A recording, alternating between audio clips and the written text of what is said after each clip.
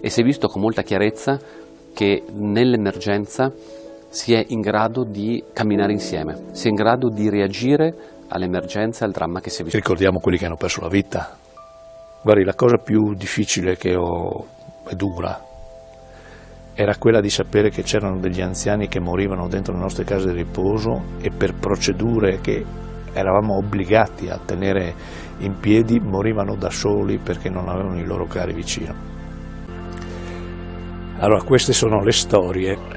L'8 di marzo io ho inviato una mail all'assessore regionale della sanità del Friuli Venezia Giulia. Era chiaro che o noi contagiavamo loro o loro avrebbero contagiato noi. Lei ha letto questa mail? Certo che l'ho letta, l'ho girata alla direzione centrale, la quale l'ha diramata alla struttura dell'azienda sanitaria, alla quale ha fatto dei sopralluoghi. E malgrado questo sostiene il condomino non solo non sono state prese delle contromisure efficaci come dimostrerebbero i contagi, ma loro hanno preso addirittura da internet dei contagi all'interno della Primola.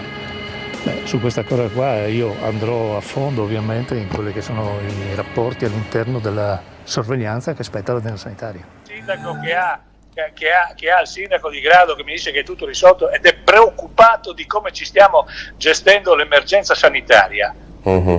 Sti ragazzi che facciano un po' di scuola dell'obbligo, guardi, quando avevo io la loro età mi davano 4 sberle e io mi arrabbiavo, ma avevano ragione loro. Questi 4 sberle a questi qua non li ha date nessuno. Le meriterebbero, quindi vuole dire. Le case di riposo, i primi contagi sono avvenuti in quelle piccole proprio da malati arrivati dimessi dall'ospedale.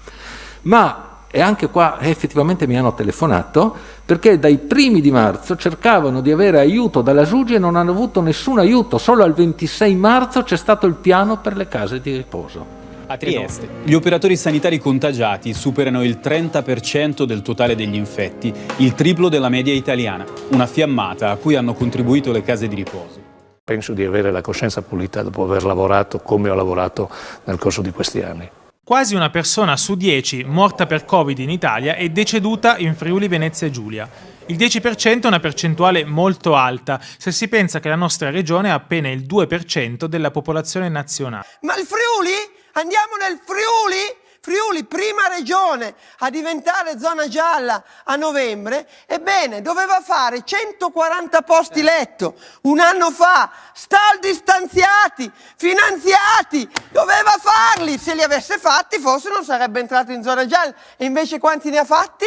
5 di 145, e poi rompono le balle col Green Pass,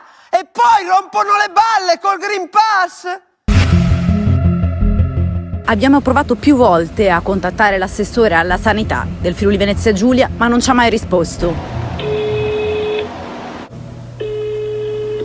Allora abbiamo provato a contattarlo via mail, ma anche qui nessuna risposta.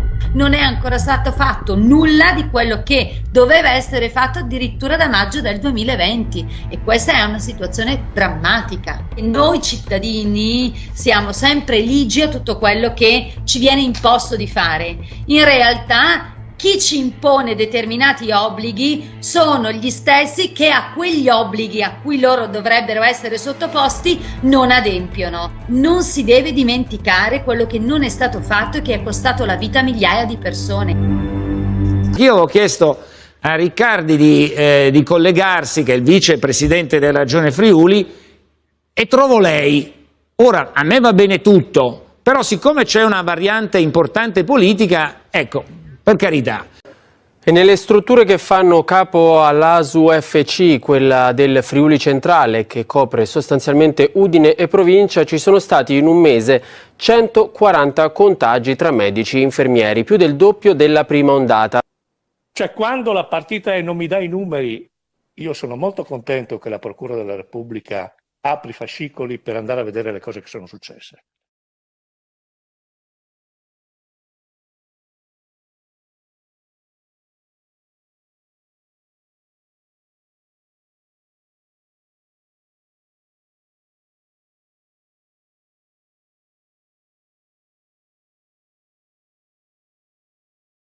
Che io, che con il dottor Operatone ho avuto qualche occasione di incontro, scontro, ci siamo detti le cose che ci siamo detti. Io ho preso la macchina, sono andato nel suo ufficio. Quando si dice che siamo mancati di trasparenza.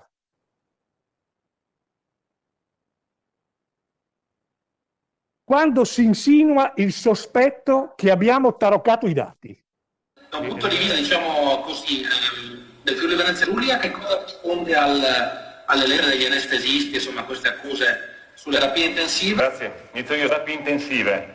Devo ringraziare la direzione salute col vicepresidente Riccardi e la dottoressa Zamaro, che hanno incontrato immediatamente il giorno dopo, di fatto, la categoria, con i dirigenti, ovviamente anche il sindacato che ha scritto questa lettera. È stato verificato, perché ovviamente non sono né il vicepresidente né il presidente della regione che vanno negli ospedali a vedere dove sono i posti letto, con le diverse direzioni delle aziende sanitarie, la conformità e aderenza totale ai dati forniti. Punto.